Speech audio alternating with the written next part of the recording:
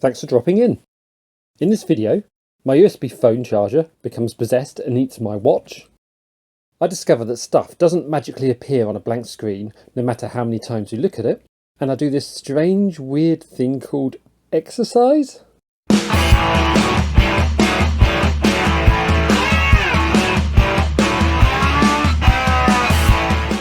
Something a bit different for today's video. This video is not sponsored, and all the items were purchased by me. I was in my local OneBeyond shop the other day here in the UK, which is similar to Poundland, i.e. a discount store where things are £1 but others are just cheap. And I saw this Zenso Smartwatch for £7.99, and I was intrigued. Given you'd struggle to find a half-sensible branded LCD digital watch for much less than a tenner these days, is there any way a smartwatch can be £7.99? Does it even work? I bought one to find out. The outer packaging is actually surprisingly good quality, given the price point, with glossy colour printing on a matte background. It states that it is compatible with iOS and Android, and that it has a heart rate monitor, blood pressure and oxygen measurement, sleep monitor, and that it tracks steps, mileage and calories. And on the back it states some of the physical characteristics, i.e. a USB connection, heart rate monitor, fast charge, 12 24-hour clock, and sleep mode. Whether that means it measures sleep or powers itself down, I'm not sure. And a find your phone feature. Now, although all of these things are indeed common functions of a smartwatch, for $7.99?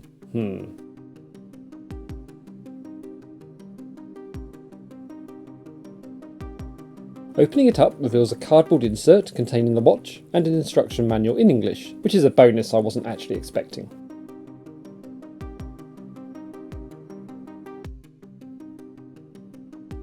However, here it says it comes with the watch, charging cable and instructions, which as you can see isn't strictly true as there is no charging cable, but I'll cover that in a bit.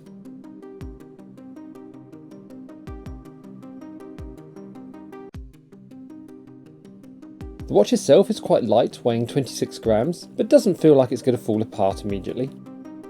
Now at first, the lack of the mentioned charge cable had me thinking it hadn't been included, but the instructions said to remove the bottom strap to reveal a USB plug.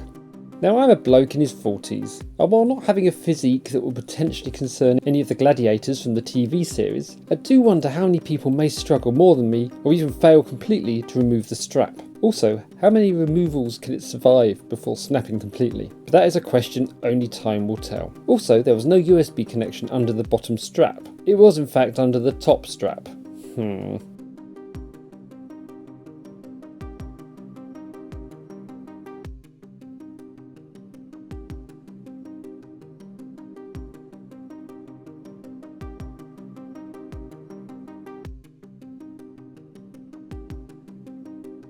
This then plugs directly into a USB port to charge. I've not seen this approach before, but does let you see what the offspring resulting from the mating of a power adapter and watch would look like.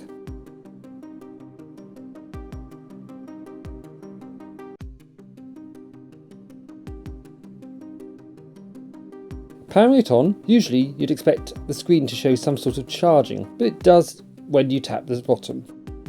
At this point it's worth mentioning that this is not actually a touch screen, it's a touch button, i.e. only the little circle at the bottom of the face detects a touch, the rest of the screen does not. It took around 2 hours to fully charge from this 10-watt charger. Now either that's one massive battery, or the fast charge claim is possibly slightly overstated.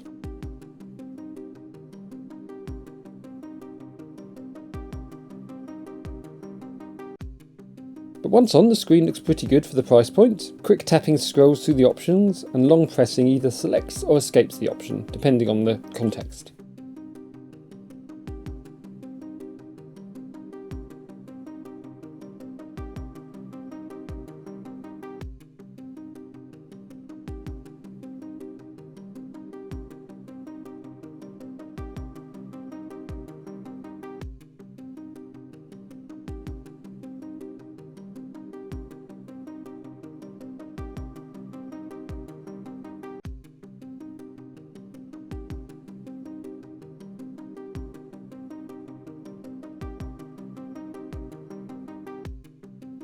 Now I'm on Android, and there is a QR code in the manual that will take you to some website, although the writing by the code did mention Hurray Fine, which is also the boot screen logo which appears on the phone startup. So a direct to Google Play Store search found the app, which is definitely the route I prefer to take. The app itself was pretty easy to use and intuitive. It did take me a few attempts to get the phone to connect by Bluetooth to the watch. And yes, the watch does have Bluetooth, although not mentioned at all on the packaging. But then again, it usually takes me a few attempts to get any Bluetooth device to connect the first time, so that's nothing unusual. Changing the display options are limited to the background, colour of the text, where on the screen you want the text, and the info above and below the time. But to be honest, I found one of the default screens to be the best and most informative. There are also the other options you'd expect. Some work better than others. For instance, the screen coming on when you raise your wrist doesn't come on when you want it to and does when you don't. It does warn this does use a lot more battery, and I only got about 18 hours from the battery with this mode on, while I get a couple of days out of it when you have this mode off. Although you do have to then touch the button to see the time, which is a little annoying. The watch is able to vibrate but not make any noise, so the alarm is just a couple of buzzes and that's it. So don't rely on this to wake you up. The sensors have a green LED on the back, as most smart bands and watches have. However, I'm not sure about the readings. As a rest pulse, I got 70, probably about right, but a repeat straight afterwards gave 89, and taking the watch off completely gave 73.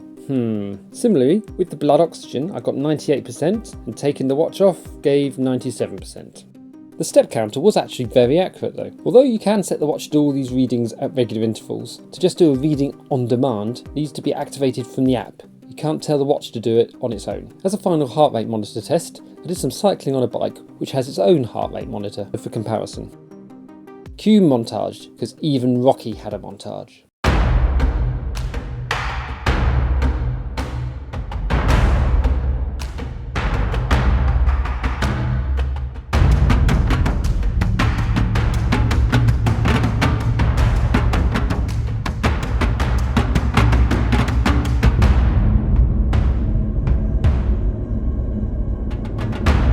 Right, that's enough of that. So at rest before starting, the bike reads 65 beats per minute and the watch reads 81.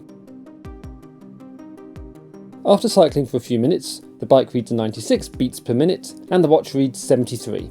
A final point is the screen is not massively bright, and in quite bright sunlight it can be tricky to see. There's no way to adjust the brightness that I could find. So there we are. There were a few other strange things. I didn't connect it to give me my messages, although I had the option, just because I didn't want to give it full access to my phone. Also, when connected via Bluetooth to my phone thought it was an external keyboard, which meant some apps on the phone no longer had a keyboard appear when you entered them. I'm sure messing with the settings would sort this out, but just bear it in mind if you have Bluetooth connected to receive messages, etc. So on the plus side, it's a $7.99 watch and the step counter works well.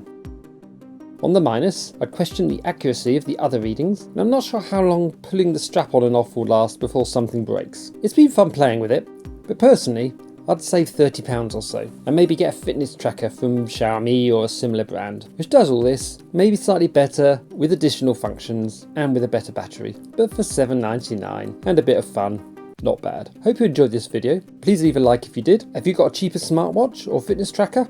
How do you find them? Please leave a comment below. Take care, and I'll see you again soon.